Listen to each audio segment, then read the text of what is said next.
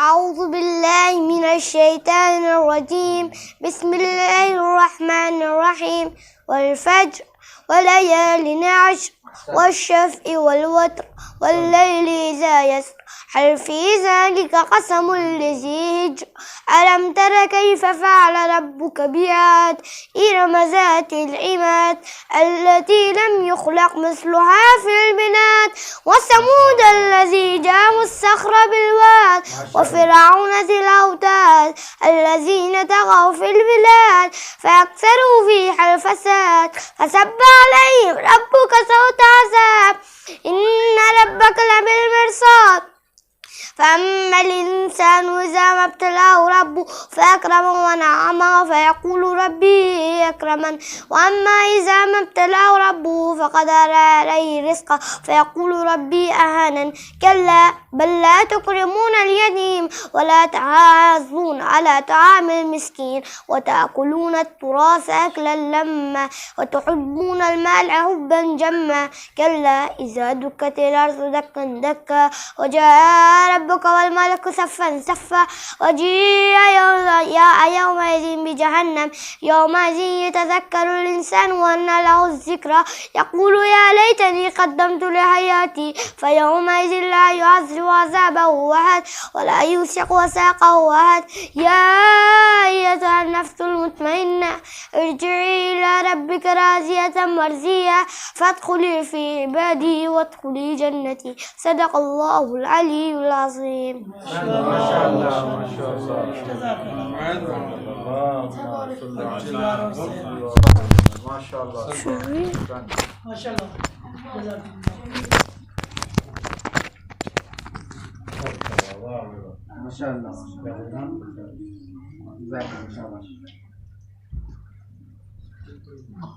اللهم صل على محمد وآل محمد وعجل فرجهم. اللهم صل على محمد وآل محمد وعجل فرجهم. اللهم صل على محمد وآل محمد وعجل فرجهم.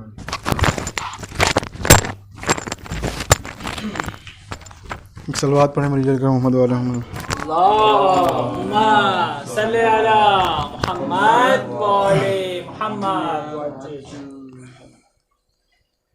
دیکھیے کہ خدا کے دین کی تصویر ابو طالب ہے.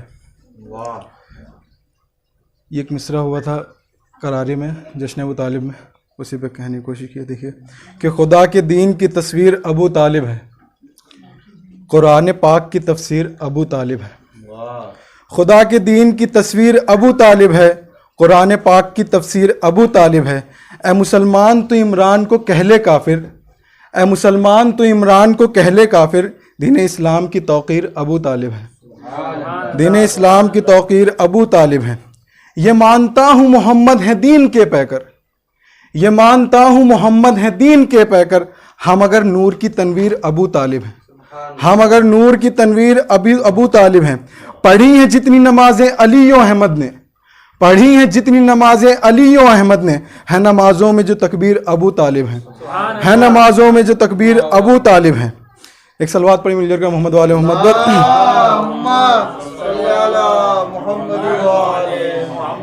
دین اسلام کی بنیاد رکھی احمد نے، دین اسلام کی بنیاد رکھی احمد نے.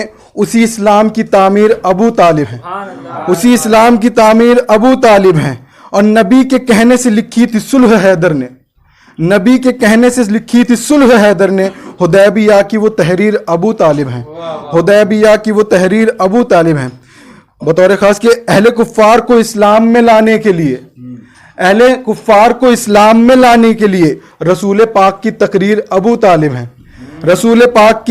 رسول پاک کی تقریر ابو طالب ہیں. مقدس سلامت سماعت فرمائے کہ دین اسلام پہ ایمان جو لایا فاضل، دین اسلام پہ ایمان جو لایا فاضل، حقیر بندے کی تقدیر ابو طالب ہے، حقیر بندے کی تقدیر ابو طالب. ایک صلوات پڑھیں مل جل کر محمد والے محمد.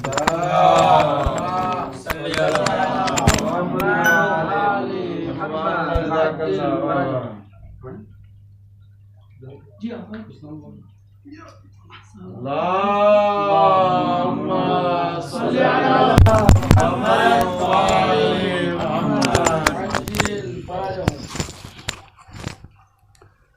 رحم اللہ من قرأ الفاتحہ.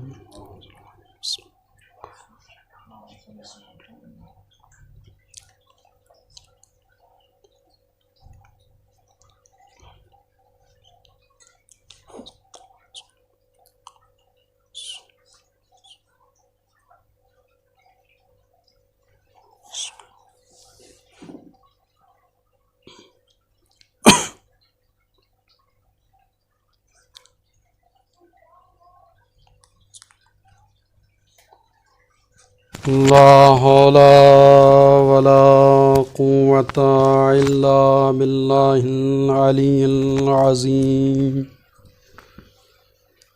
نعم المولى ونعم النصير، حسبنا الله ونعم الوكيل.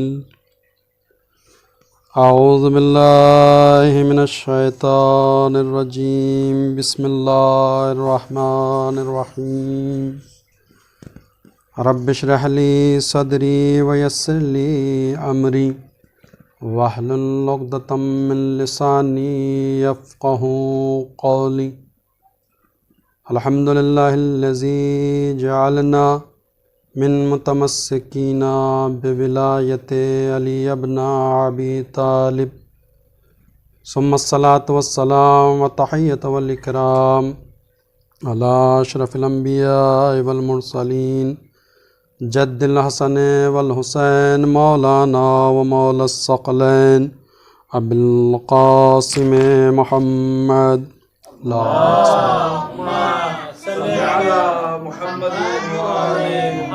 اللهم صل وسلم على صاحب دعوة النبوية والصولة الحيدرية والإسمة الفاطمية والحلم الحسنية والشجاعة الحسينية والمعاصر الباقرية والآثار الجعفرية وعلوم الكاظمية والحجج الرضوية والجود التقوية والنقاوة النقوية والحيبة العسكرية والغيبة الإلهية القائم بالحق، وعلى آله الطيبين الطاهرين المعصومين المظلومين، لا سيما إمامنا المنتظر المهدي صاحب العصر والزمان إمام الحجة حجة ابن الحسن صلواتك عليه وعلى آبائه في هذه الساعة وفي كل ساعة وليا وحافظا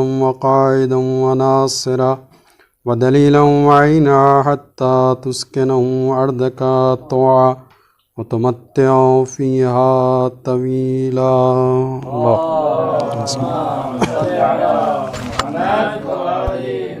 لعنة على أعدائهم أجمعين من الآن إلى قيام يوم الدين. أما بعد، فقد قال الله الحكيم في كتابه الحكيم وقوله الحكيم.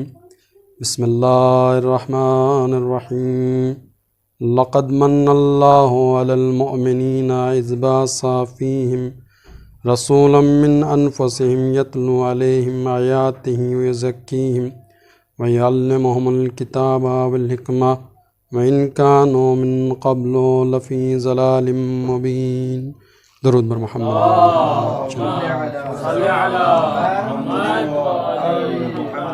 حضرات گرامی قدر، قبل اس کے کہ اس آیہ کریمہ کے ذیل میں کچھ عرض کیا جائے، آپ حضرات سے گزارش ہے کہ جس مرحومہ کی آج تدفین ہوئی ہے بزرگ محترم اقبال حیدری صاحب کی دختر، ان کی روح کے لیے اور حاضرین کرام کے تمام مرحومین کی روح کے لیے، اور حقیر کے والد مرحوم حاجی بنیاد حسین صاحب کی روح کو 1 مرتبہ سورہ حمد اور 3 مرتبہ سورہ توحید کی تلاوت فرما کر عطیہ فرما دیں. بسم اللہ الرحمن الرحیم.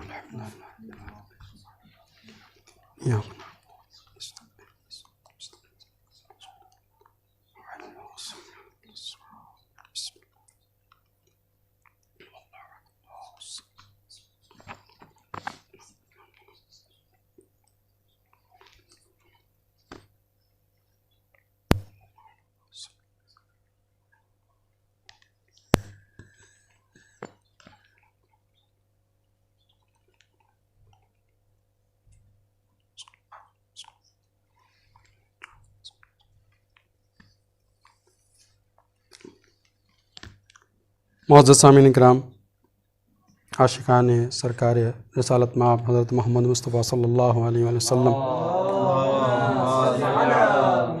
اور زینب میڈیا چینل کے معزز اور محترم ناظرین کرام، یہ خمسہ مجالس جو سرکار رسالت مآب کے حوالے سے شروع ہوا آج، اور اس کی یہ پہلی مجلس پڑھنے کا ہمیں شرف حاصل ہو رہا، پروردگار کی بارگاہ میں شکر گزار ہوں کہ پروردگار نے گناہ گار کو یہ شرف بخشا کہ اس کے رسول پاک کا تذکرہ کیا جائے۔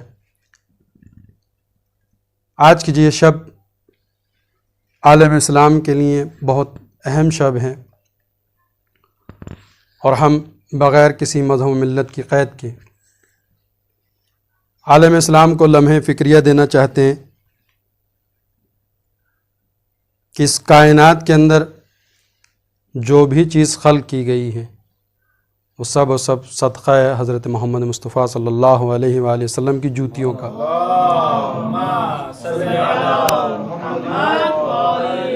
اور عام انسانوں کی کیا بساط کہ اس کے نبی برحق کی شان میں کچھ عرض کر سکے، جس کے قصیدے خود خالق کائنات نے اپنی قیامت تک رہنے والی کتاب میں جا بجا ارشاد فرمائے ہوں۔ سبحان اللہ۔ اور 1,24,000 انبیاء میں یہ واحد نبی ہیں جس کی زندگی کے کسی بھی پہلو کو قدرت نے نہیں چھوڑا کہ جس کا تذکرہ اور جس کا بیان امت اسلامیہ کے لیے نہ کیا گیا ہو، اور یہ واحد نبی کہ جس کی اطاعت بھی قدرت نے پوری امت مسلمہ کے اوپر واجب اور فرض قرار دی ہے، اور جس کا اتباع بھی قدرت نے پوری امت مسلمہ کے اوپر واجب قرار دیا ہے۔ یعنی ہمیں اطاعت قول رسول میں کرنی ہے اور پیروی عمل رسول میں کرنی ہے۔ مسلمان دائرہ اسلام میں داخل ہی نہیں ہو سکتا جب تک کہ وہ محمد مصطفیٰ کی بیان کردہ قرآن میں ان 2 صفتوں کے اوپر مکمل طریقے سے عمل پیرا نہ ہو۔ اطیع اللہ و اطیع رسول، خدا نے واضح لفظوں میں کہا کہ اطاعت کرو، فرمانبرداری کرو اللہ کی اور اس کے رسول کی۔ اور اس کے بعد سورہ آل عمران میں ارشاد ہوتا ہے قل ان کنتم تحبون اللہ فاتبعونی، اے میرے حبیب ان مسلمانوں سے کہہ دو جو لا الہ الا اللہ کہہ رہے ہیں، محمد رسول اللہ کہہ رہے ہیں، جو میرا سجدہ کر رہے ہیں، جو میرے روزے رکھ رہے ہیں، جو میری حج و زکوٰۃ کی پابندی کر رہے ہیں، جو دین اسلام کے اوپر عمل کر رہے ہیں، ان مسلمانوں سے کہہ دو تو کہ یہ نہ سمجھیں کہ نماز پڑھنے کے بعد یہ محبوب خدا ہو جائیں گے، روزہ رکھنے کے بعد یہ اللہ کے چاہتے ہو جائیں گے، خمس و زکوٰۃ کی پابندی کرنے کے بعد یہ اللہ کے مقرب ترین بندوں میں ہو جائیں گے۔ نہیں، یہ نمازیں چاہے پوری زندگی پر پڑھتے رہیں، روزے رکھتے رکھتے مر جائیں، جہاد کرتے کرتے ان کی زندگی کا خاتمہ ہو جائے، اسلام کا کوئی بھی ایسا عمل نہ ہو جس کے اوپر مسلمان نے عمل نہ کیا ہو، لیکن یہ مسلمان اس وقت تک کہ محبوب خدا ہو نہیں سکتا جب تک کہ آپ کی اتباع نہ کرے۔ یعنی امت مسلمہ اگر محبوب خدا ہونے کی آرزو اپنے دل میں لیے بیٹھی ہے تو اس کے لیے لازم اور ضروری ہے کہ وہ اطاعت محمد میں بھی پوری طرح سے عمل پیرا ہو اور اتباع رسول میں بھی پوری طرح پیرا ہو۔ اس لیے کہ امت کا ہر عمل اتباع رسول میں ہوگا، تب اس کو دین کا جز کہا جائے گا، اور جب دین کا جز انجام دیا جائے گا تب مسلمان پروردگار کی بارگاہ سے امید لگائے کہ اس کی نمازیں قبول ہوں گی، اس کے روزے قبول ہوں گے، اس کا حج قبول ہوگا، اس کی خمس و زکوٰۃ قبول ہوگی۔ یعنی دین اسلام کا کوئی بھی عمل ذات پیغمبر کو نکال کے قبول ہو ہی نہیں سکتا۔ بہت عظیم لمحے فکریہ ہم مسلمانوں کو دینے جا رہے ہیں۔ اس سے پہلے گزشتہ مجلس کے اندر ہم نے جو حجت کے اندر کہا تھا کہ آج جو شخصیت پیغمبر کو مجروح کیا جا رہا ہے زمانے کے اندر، اس کے اسباب کس نے فراہم کرے؟ تقریباً 12 اسباب ہم نے وہ بیان کرے، تو ان اسباب کو یہاں پر ہم ابھی ذکر نہیں کریں گے، وقت بھی نہیں، اس کے بعد بھی مجلس ہے۔ یہ اتنا بس مختصر طور پر پوری امت مسلمہ کو ہم یہ دعوت فکر دینا چاہ رہے ہیں کہ جو نبی اتنا افضل ہو کہ پروردگار جس نبی کی نبوت کے اقرار کیے بغیر کسی بھی نبی کو منصب نبوت پر فائز نہ کرے، قرآن نے واضح نے کہا وَإِذَا آئے مثال جو ہے کہ جس کے اندر پروردگار نے کہا کہ ہم نے انبیاء کرام سے میثاق لیا، عہد لیا اس بات کے اوپر کہ جب آنے والے زمانے میں ایک نبی آئے گا کہ جو تمہاری نبوتوں کی، تمہاری کتابوں کی تصدیق کرے گا، تو اس نبی کے اوپر تمہیں ایمان بھی لانا ہے اور اس نبی کی تمہیں نصرت بھی کرنی ہے. اور دیکھو اگر تم نے اس نبی کے اوپر ایمان نہ لائے، یا اس نبی نے، اگر تم انبیاء کرام میں سے کسی بھی نبی کو اپنی مدد کے لیے بلایا اور کسی بھی نبی نے اس کی مدد کرنے سے انکار کرا، تو تم فاسقین میں سے ہو جاؤ گے. یعنی قدرت اپنے محمد کے درجے کو اس درجے تک کے بیان کر رہی ہے کہ اگر انبیاء کرام میں سے بھی اگر کوئی نبی محمد مصطفیٰ کے بلانے پر نہ آئے تو وہ انبیاء کی فہرست میں سے خارج ہو جائے. تو اب مسلمان خود فیصلہ کرے کہ کسی مسلمان کو اگر نبی بلا رہا ہو اور وہ پہاڑ پر بھاگ رہا ہو،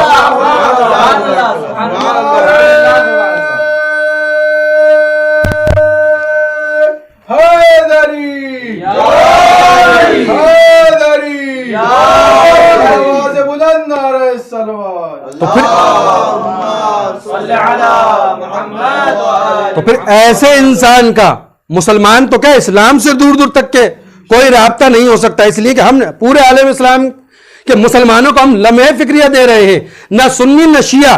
رسول اسلام کی عظمت اور شرف اور فضیلت کا جو سب سے پہلا معیار ہے وہ قرآن مجید ہے. ابھی 2 دن پہلے میں یوٹیوب کے اوپر ایک سنی عالم دین کی تقریر سننا آتا اور اس میں لائیو سوال و جواب چل رہے تھے. تو برادران سنت میں سے انہوں نے سوال کیا عالم دین سے، اہل تسنن کا عالم دین، کہ رسول اسلام کی سیرت کو حاصل کرنے کے لیے سب سے معتبر ترین کتاب کون سی ہے؟ بہت خوبصورت جواب دیا تھا اس عالم دین نے، مجھے بہت پسند آیا. اس نے کہا کہ اگر سیرت رسول حاصل کرنے کے لیے تمہیں دنیا کی معتبر ترین کتاب کا پتہ چاہیے تو اس دنیا کے اندر فقط ایک ہی کتاب ہے جو قیامت تک کے رسول کی حقیقی سیرت، فضیلت، منصب اور شرف کو بیان کرتی رہے گی، اور اس کتاب کا نام ہے کلام اللہ، جو ہر مسلمان کے گھر میں ہے. کتنا خوبصورت جواب دیا. اور آج مسلمانوں کے لیے یہی لمحے فکریہ ہے. مسلمان نے سیرت رسول حاصل کرنے کا، عرض کرنے کا جو منبع بنایا وہ ان مسلمانوں کی کتابوں کو بنایا کہ جس کے اندر روایتیں اگر دیکھ لیے جائے تو سب سے زیادہ ان افراد سے نقل ہوئی ہیں کہ جو رسالت مآب کے انتقال سے 2 سال یا 3 سال پہلے دائرہ اسلام میں داخل ہو رہے ہیں، اور اس کے بعد ان سے اتنی روایتیں صحیح بخاری کے اندر تقریباً 2004 روایتیں ابو ہریرہ سے نقل کر دی گئی، جبکہ یہ وفات رسالت مآب کے 2 یا 3 سال پہلے دائرہ اسلام میں داخل ہو رہا ہے. اب مجھے نہیں پتا کہ مسلمان ابو ہریرہ سے 2004 روایتیں اب صحیح بخاری کے اندر نقل کرنے کے بعد یہ اسلام کے اندر 4 چاند لگا رہے ہیں یا اسلام کو پستی میں لا رہے ہیں. یعنی یہ لمحے فکریہ ہے. مسلمان سوچے ہمیں صحیح بخاری سے کوئی بغض و حسد نہیں ہے، ان کا احترام اپنی جگہ پر، لیکن صحیح بخاری پڑھنے کے تب مسلمان کو اپنی عقلوں کے دریچوں کو کھولنا چاہیے. کیا وہ کتاب معتبر ہو سکتی ہے کہ جس کتاب کے اندر ایسے شخص سے تو 2004 روایت اور حدیثیں صحیح بخاری نقل کر دے کہ جو دائرہ اسلام کے اندر فقط 2 سال یا 3 سال کا پیریڈ ہو، لیکن ہماری جان قربان ہو ام المومنین جناب خدیجہ الکبریٰ پر جو 3 سال نہیں، 4 سال نہیں، 5 سال نہیں، 10 سال نہیں، 35 سال جو رسالت مآب کی شریک حیات بن کے رہے، اس خدیجہ سے صحیح بخاری میں ایک روایت نہیں لی. تو بتائیے صحیح دین کون دے سکتا ہے؟ جو 35 سال سرکار رسالت مآب کے ساتھ زندگی گزار رہی ہو، وہ ام المومنین جناب خدیجہ دے سکتی ہے یا وہ ابو ہریرہ دے سکتا ہے کہ جو دائرہ اسلام میں فقط 2 یا 3 سال آیا ہو. تو ہمیں کسی سے کوئی بغض و حسد نہیں ہے، لیکن ہم امت مسلمہ کو دعوت فکر دے رہے ہیں. مسلمان کو بھٹکایا گیا ہے، مسلمان کو گمراہ کیا گیا ہے، اس لیے کہ جب مسلمانوں کے سامنے سیرت رسول کا سانچہ اور تصویر ان کتابوں سے نقل کی جائے گی کہ جو کتابیں شخصیت رسول کو مجروح کرتی ہیں، تو پھر مسلمان یہی سمجھے گا کہ رسول ایسا. ہم بتاتے ہیں، ہم نہیں بلکہ علماء اہل سنت کے جو حق پسند علماء ہیں وہ بھی یہ کہتے ہیں کہ اگر سرکار رسالت مآب کی سیرت کو عرض کرنا ہے تو اس کے لیے سب سے پہلا بنیادی اور اصولی کلام الہی کے علاوہ کسی بھی کتاب کی کوئی حقیقت نہیں ہے. اور یہ تو ہم نہیں، خود خلیفہ ثانی نے کہا نہیں حسبنا کتاب اللہ، ہمارے لیے کتاب الہی کافی ہے. تو ہم مسلمانوں کو خلیفہ ثانی ہی کے دعوے اور نعرے کے اوپر عمل کرتے ہوئے دعوت فکر دے رہے ہیں کہ مسلمان کو نہ صحیح بخاری سے رسول کو لینا چاہیے، نہ ترمذی سے لینا چاہیے، نہ مسلم سے لینا چاہیے. مسلمان کو اگر رسول لینا ہے تو کلام اللہ سے لے، اس لیے کہ جب دنیا والوں کی کتابوں سے سیرت رسول کو لی جائے گی تو دنیا والے وہی بتائیں گے جہاں تک کہ ان کی اوقات ہے یا جب سے ان کا وجود ہے، تبھی سے تو سیرت رسول بتائیں گے، اور وہ بھی غلط بتائیں گے. اس لیے کہ انہوں نے منبع ان زوات کو بنایا کہ جو اسلام کے اندر چند سال پہلے داخل ہوئے اور انہی کو سب کچھ سمجھ لیا، بلکہ اور جنہوں نے رسول کی حفاظت کے لیے سب کچھ قربان کر دیا ان کا دامن چھوڑ دیا. خود جناب فاطمہ زہرا سے 1 یا 2 روایتیں صرف صحیح بخاری کے اندر، یعنی کتنا بڑا ظلم ہے رسول کے اوپر اور آل رسول کے اوپر کہ جس کو رسول کہہ کے جائیں فاطمہ بزوت منی، فاطمہ میرا ہی ایک ٹکڑا ہے. اس بخاری کو اس فاطمہ سے صرف 1 یا 2 حدیث ملی. اور پھر میں نے ایک جملہ کہا تھا کہ رسول کی ننھی منی بیویوں سے تو صحیح بخاری کو ہزاروں روایتیں مل گئی، لیکن لگتے جگر رسول سے 1 یا 2 سے زیادہ حدیثیں نہ مل سکی. تو مسلمانوں کی عقلوں کا فکر ہے، مسلمانوں کو سوچنا چاہیے کہ سیرت رسول جو ان تک کے شائع ہوئی، جو رائج ہوئی ہے، وہ سیاست کی بنیاد پر ہوئی ہے. لہذا ساری باتوں کو چھوڑیے، مسلمان کو خلیفہ رسول ہی کے نعرے اور دعوے کے اوپر قائم رہتے ہوئے سیرت رسول کو عرض کرنے کے لیے کتاب الہی کو سب سے پہلا منبع بنانا چاہیے. اور سیرت رسول کو قرآن نے واضح طور پر بیان کیا ہے. دیکھیے جس آیہ کریمہ کی میں نے تلاوت کری ہے، یہ فضیلت رسول بیان کرنے ہی کے لیے خدا نے قدرت نے کہا ہے کہ اگر میرے حبیب کی فضیلت تمہیں سمجھنی ہے، شرف سمجھنا ہے، منزلت سمجھنی ہے، تو صحیح بخاری سے نہ سمجھو، صحیح مسلم سے نہ سمجھو، ترمذی سے نہ سمجھو، دنیا میں جو کتابیں لکھی گئی ہیں ان سے نہ سمجھو، بلکہ ان کتابوں سے سمجھو کہ جو اللہ کی طرف سے نازل کی گئی ہیں، چاہے وہ توریت ہو، چاہے وہ زبور ہو، چاہے وہ انجیل ہو. قرآن سے پہلے تینوں آسمانی کتابوں کے اندر بھی رسول کے فضائل بھرے ہوئے ہیں، موجود ہیں، جو خود صبح قیامت تک کے رہیں گے، چاہے ان کے اندر تحریف کر دی گئی ہو. لیکن قدرت نے جو اپنی آخری کتاب کلام اللہ نازل کی ہے، قرآن مجید نازل کی ہے، یہ تو وہ کتاب ہے، چاہے اس سے پہلے کتابوں کی تحریف سے حفاظت کی ذمہ داری لی ہو یا نہ لی ہو، لیکن قرآن کیونکہ آخری کتاب تھی اور قرآن کو قیامت تک کے جانا تھا، لہذا قدرت نے قرآن کی حفاظت کی ذمہ داری دنیا والوں اور مسلمانوں کے ہاتھ میں نہیں رکھی، بلکہ اپنے ہاتھ میں رکھی کہ اس کتاب کے نازل کرنے والے ہم ہیں اور اس کتاب کی حفاظت کرنے والے بھی ہم ہیں.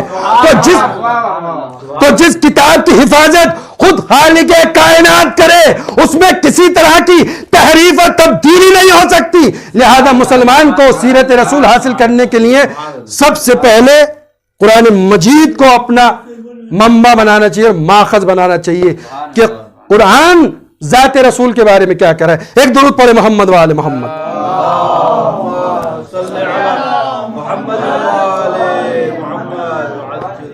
تو جس آیہ کریمہ کی تلاوت کی گئی لقد من اللہ علی المومنین، اللہ کا احسان ہے کہ اس نے مومنین کے درمیان رسول بھیجا انہی کی جنس کا، جو ان کے اوپر آیت الہی کی تلاوت کرتا ہے، ان کے نفوس کو پاک کرتا ہے اور ان کو کتاب و حکمت کی تعلیم دیتا ہے.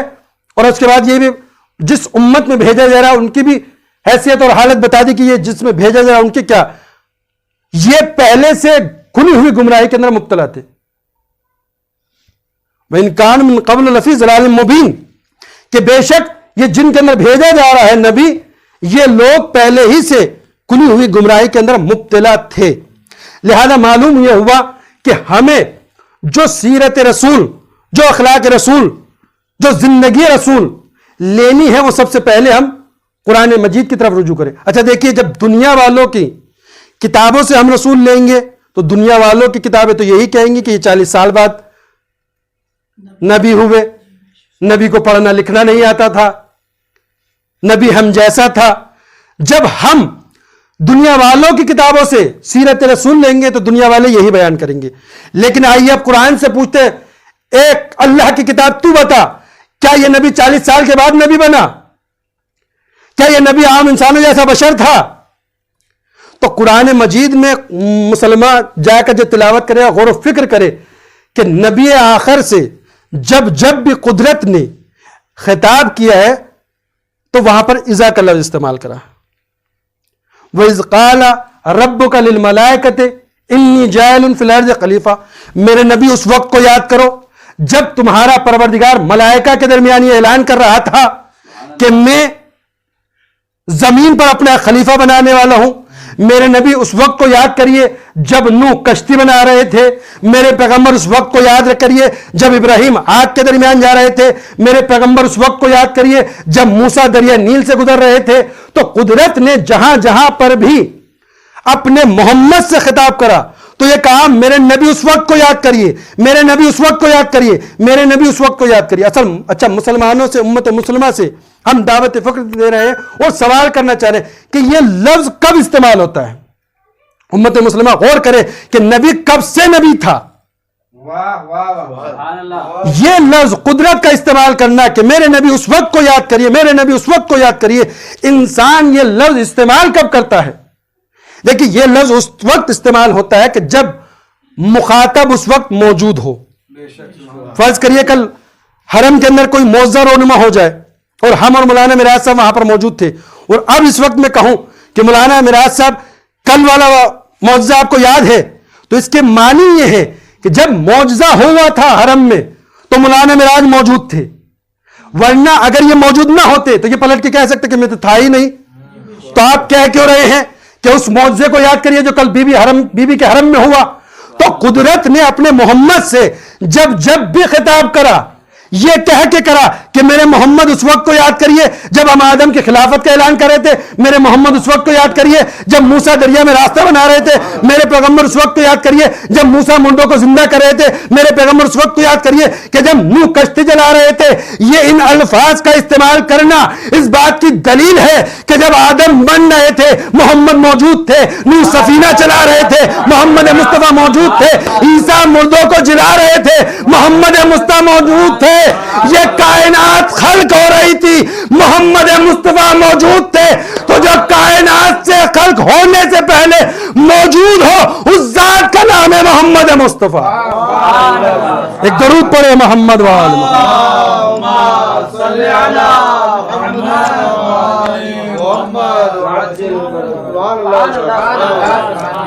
اب مسلمان کے لیے لمحے فکریہ نہیں ہے کہ جس نبی کی رسالت اور نبوت کا اعلان تو قدرت جناب آدم کے خلقت کے وقت سے کر رہی ہو اور مسلمان کو خلقت آدم جا کے پڑھے. یہ بھی وقت نہیں ہے نا اس سے پہلے کہ جو آدم سے خطاب ہوا ہے، سرکار رسالت کے نور کو متوجہ کرتے ہوئے قدرت کو جناب آدم کے درمیان، وہ تاریخ کی ہر کتاب کے اندر موجود ہے. لیکن مسلمان کو سوچنا چاہیے کہ جس کلام اللہ کے اندر کہ جس میں کسی بھی طرح کا شک و شبہ نہیں پایا جاتا ہے، وہ کلام الہی تو ذات محمد کے بارے میں یہ کہہ رہی ہے کہ محمد اس وقت بھی تھے جب آدم نبوت کے درجے پہ فائز ہو رہے تھے، محمد اس وقت بھی تھے جب آدم آب و گل کے درمیان تھے، محمد اس وقت بھی تھے جب نوح سفینہ بنا رہے تھے، محمد اس وقت بھی تھے جب ابراہیم آگ کے اندر جا رہے تھے، محمد اس وقت بھی تھے جب موسیٰ دریا کے اندر راستہ پیدا کر رہے تھے. تو سیرت رسول مسلمان کو پتہ پڑے گی. اچھا جب محمد کا تعلق آدم کی خلقت سے بھی پہلے ہے تو سوال تو پھر وہ یہ رہ گیا کہ جب محمد اگر اتنے زمانے کے ایک لمحے کے لیے مسلمان مان بھی لے، اگرچہ اس کو تحقیق کرنا چاہیے اس مسئلے میں جا کر کہ محمد کب سے ہیں، اور مسلمان اگر ہماری بات کے اوپر مان بھی لے تو مسلمان یہ سوال تو کر سکتا ہے نا. تو پھر سرکار آپ ہی بتا دیجئے کہ پھر سیرت رسول کس سے لیں. محمد کا یہ دعویٰ کنت نبیا والآدم بین الماء والتین، میں اس وقت بھی نبی تھا کہ جب آدم آب و گل کی منزلوں کے درمیان سفر کر رہے تھے تو نبی تو آدم کی خلقت سے بھی پہلے تھے، تو وہ کون ذات ہوگی کہ جو ہمیں اس وقت کے حالات بیان کر سکے؟ شاید عجب نہیں کہ سرکار رسالت کی رسالت گواہی دے. اسی لیے تو میں جو اپنے بعد خلیفہ چھوڑ کے جا رہا ہوں وہ کسی ایسے ویسے مکے کے جاہل اجٹ کو بنا کر نہیں جا رہا ہوں، بلکہ اس کی خلافت کا اعلان غدیر خم کے میدان میں کروں گا. جو علی منبر کوفہ سے یہ اعلان کرے گا وَكُنْتُ وَلِيًّا وَالْآدَمُ بَيْنَ الْمَاءِ وَالطِّينِ، اور میں اس وقت بھی ولی تھا جب آدم آب و گل کی منزلیں طے کر رہے تھے. یہ دعوے دو ہی ذات نے کرے، یا سرکار رسالت مآب نے کہا کہ میں اس وقت بھی نبی تھا جب آدم آب و گل کی منزلیں طے کر رہے تھے، یا اس کے خلیفہ برحق علی نے کہا کہ میں اس وقت بھی ولی تھا جب آدم آب و گل کی منزلیں طے کر رہے تھے. تو معلوم ہوا حقیقی سیرت رسول علی کے علاوہ کوئی نہیں بتا سکتا. ایک درود پڑھے محمد وآل محمد. صلی علی محمد وآل محمد.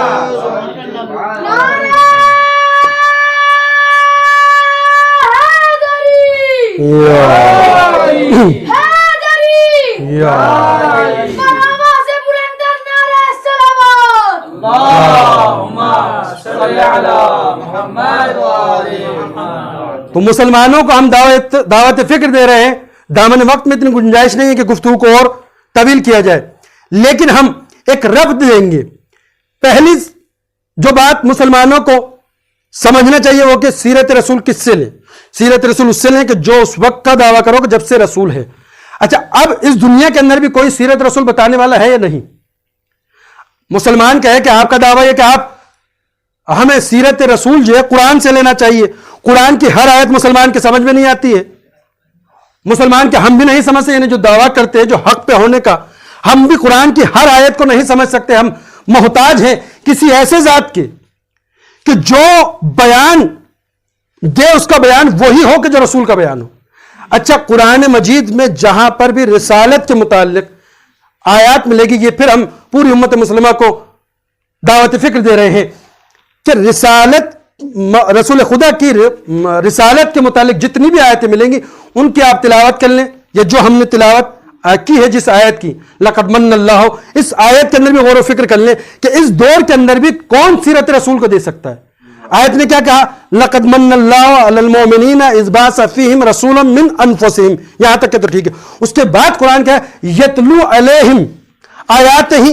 یہ نبی وہ، آپ صفت بیان ہو رہی رسول کی، یہ نبی وہ ہے کہ جو ان مکے والوں پر، مسلمانوں پر اور انسانوں کے پر آیت الہی کی تلاوت کرتا ہے. وَيَزَكِّي أَنفُسِهِمْ، اور ان کے وَيَزَكِّهِمْ، اور ان کے نفوس کو پاک کرتا ہے، کیونکہ قرآن کے اندر کہیں یزکی بھی آیا ہے اور کہیں دوسرے لفظ بھی آئے ہیں، تو اس لیے خلط ملت، تو ان کے نفوس کو پاک کرتا ہے. پھر کیا ہے؟ وَيُعَلِّمُهُمْ کتاب والحکمہ، اور ان کو کتاب و حکمت کی دعوت دیتا ہے. کیونکہ علماء کرام، طلاب کرام موجود ہیں، ان کے لیے عرض نہیں کر رہا ہوں، جو ہمارے سامعین اور لائیو دیکھ رہا ہوں ان کے لیے عرض کر رہا ہوں کہ وہ جا کر قرآن میں دیکھیں کہ یہ جو لفظیں قرآن نے استعمال کی ہیں عربی لحاظ سے مظاہرے کی ہیں. بہت توجہ رکھیے گا کہ آج کے دور میں ہمیں سیرت رسول کہاں سے ملے گی، کیونکہ شب جمعہ ہے، لہٰذا میں وہیں تک کے لانا چاہ رہا ہوں کہ قرآن نے چاہے اس آیت میں ہو یا سورہ جمعہ میں جہاں پر مقصد بعثت رسول بیان کرا اس میں ہو، جہاں پر بھی بعثت رسول کے حوالے سے قرآن نے گفتگو کی ہے وہاں پر جو لفظ اور صیغہ استعمال کیا ہے وہ مظاہرے کا، ماضی کا نہیں کیا، مظاہرے کے کیا. اور مظاہرے کی یہ خاصیت ہوتی ہے کہ یعنی رسول تلاوت ابھی بھی کر رہے ہیں اور مستقبل میں بھی کرتے رہیں گے. رسول مومنین کے نفوس کو ابھی بھی پاک کر رہے ہیں اور قیامت تک پاک کرتے رہیں گے. رسول مسلمانوں کو کتاب و حکمت کی دعوت ابھی بھی دے رہے ہیں اور قیامت تک کے دیتے رہیں گے. تو سن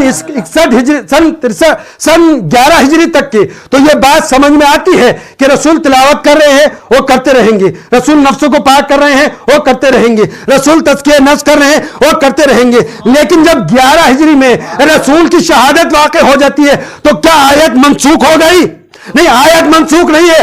آیت کہہ رہی ہے کہ رسول تلاوت کرتے اور کرتے رہیں گے. رسول نفسوں کو پاک کرتے ہیں، کرتے رہیں گے، رسول کتاب و حکمت کی تعلیم دیتے اور دیتے رہیں گے، تو ماننا پڑے گا کہ رسول اپنے بعد کسی ایسے شخص کو چھوڑ کر جائے کہ جس کا بیان رسول کا بیان ہو، جس کا تذکیہ رسول کا تذکیہ ہو۔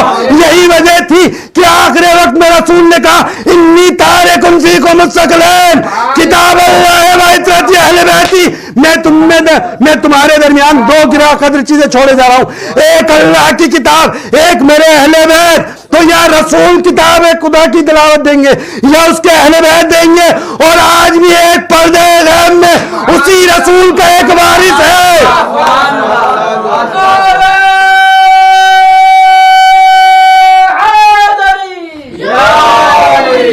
اور آج بھی پردے غیب میں اسی رسول کا ایک وارث ہے جو مومنین پہ آیت الہی کی تلاوت بھی کرتا ہے، ان کے نفوس کو پاک بھی کرتا ہے، ان کو کتاب و حکمت کی دعوت بھی دیتا ہے۔ بس یہ اپنے اپنے مقدر کی بات ہے کہ جب مرحلہ، جب غیبت کا مسئلہ، بہت توجہ رکھے مسلمان یہاں پر بھی کہ مسلمان کس کے دامن سے منسلک ہو گیا، کہ جب مرحلہ لعنت اللہ کی غیبت کا آئے تو پوری دنیا کا مسلمان ماننے کے لیے تیار کہ چاہے ابلیس آنکھوں سے دکھے یا نہ دکھے، لیکن ان کو یقین ہے کہ ابلیس ہے جو بہکاتا ہے، لیکن جب رحمت اللہ کی غیبت کا مسئلہ ہے تو اس مسلمان کی سمجھ میں نہیں آتا۔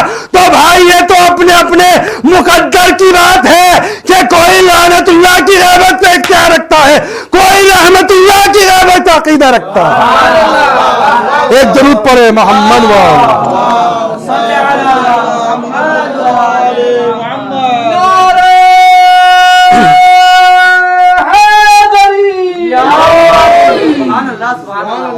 بس میں نے آپ حضرات کی زحمت کو تمام کیا، کیونکہ آج شب جمعہ ہے، لہٰذا میں متصل ہونا تھا ہمارے وقت کے امام سے۔ یہ شب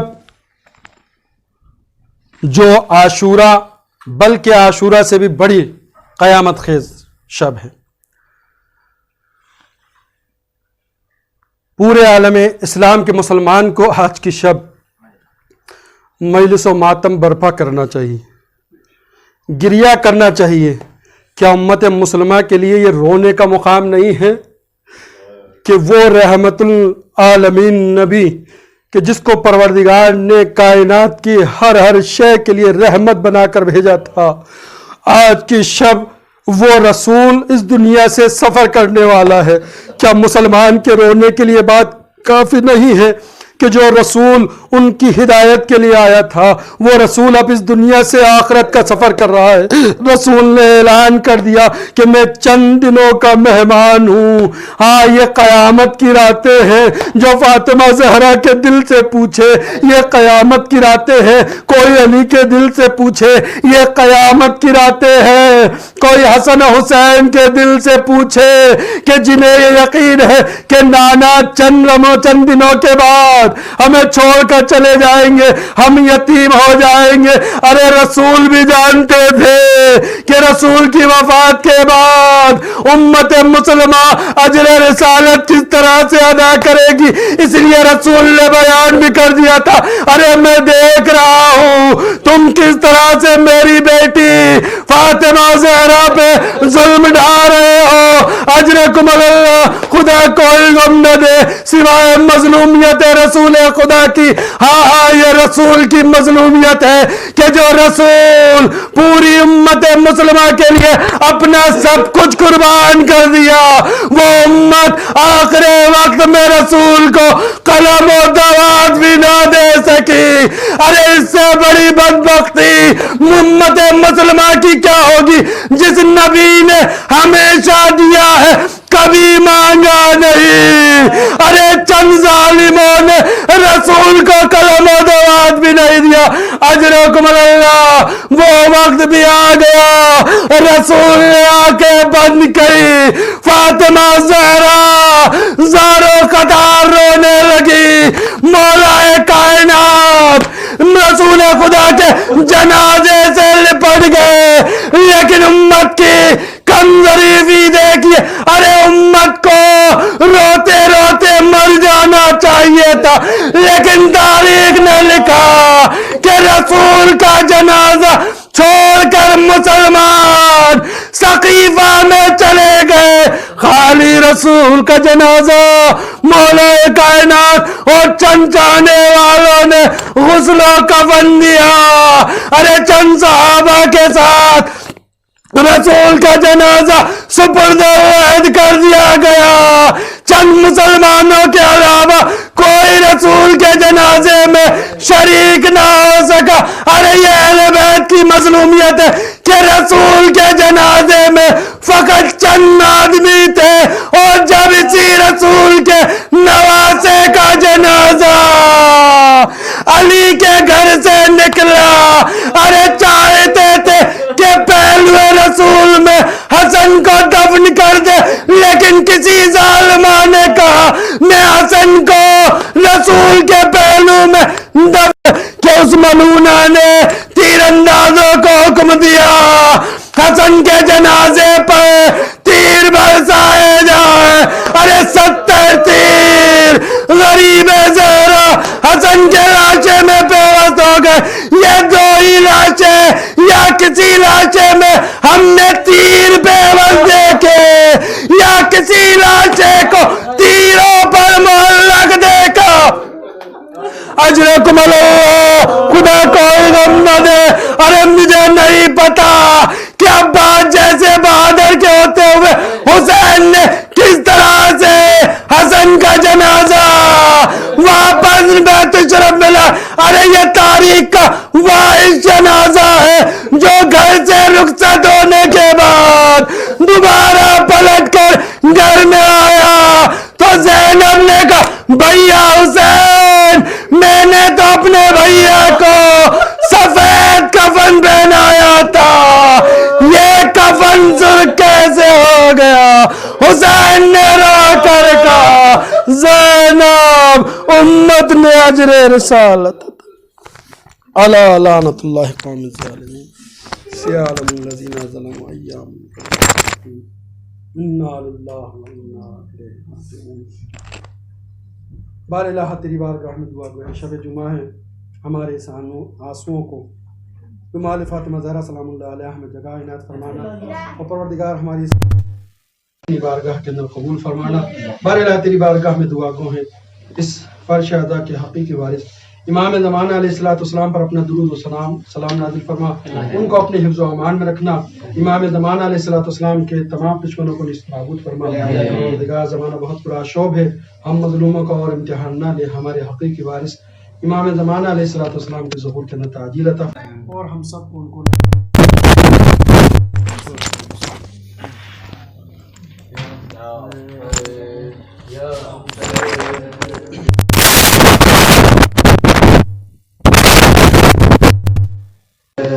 یا حسین یا حسین یا حسین یا حسین یا حسین یا حسین یا حسین یا حسین یا حسین یا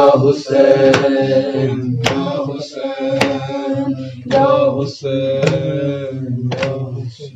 جانم فدای زینب، جانم فدای زینب، جانم فدای زینب، جانم فدای زینب، ما پیروان زینب هستیم دعای زینب، لبیک بر زبانم، جانم فدای زینب، جانم فدای زینب، جانم فدای زینب،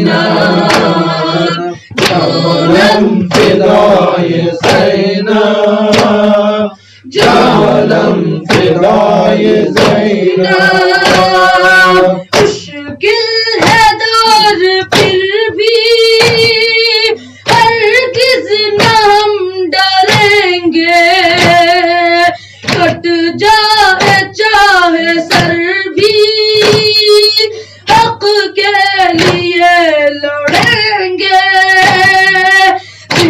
رضا ابھی جہاں میں ہے سب گدا زینب لبیک بر زبانم جانم فدای زینب جانم فدای زینب جانم فدای زینب ما پیروان زینب هستیم جای زینب اس وقت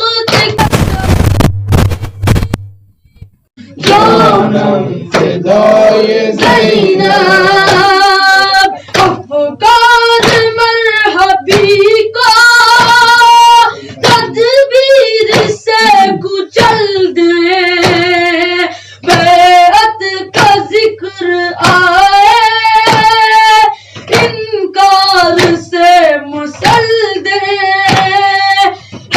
ساتھ ساتھ تیرے ہر دم دعائے زینب لبیک بر زبانم جانم فدای زینب جانم فدای زینب جانم فدای زینب لبیک بر زبانم جانم فدای زینب ظلم و ستم کے عادی میدان میں آ تو جائیں سارے جہاں کے باغی میدان میں آ تو جائیں